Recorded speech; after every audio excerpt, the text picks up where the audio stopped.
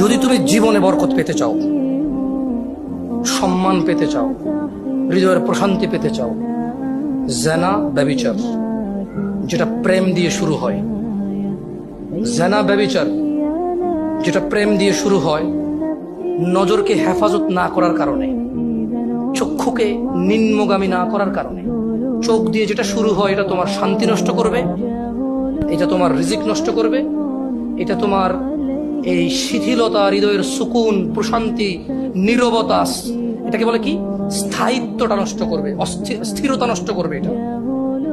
ছোট ভাই, তোমার প্রতি আমার নসিহত, তুমি কে নীল পড়ছে, লাল পড়ছে, কে ছোট পড়ছে, কে বড় পড়ছে, তুমি এগুলো মেজারমেন্ট করার দরকার নাই। তুমি নিচে নজর রাখো, হাঁটো, তোমার এটা জানারও দরকার নাই আজকে তোমার সামনে দিয়ে কয়টা মেয়ে কি পড়ে গেছে তুমি দেখোই নাই।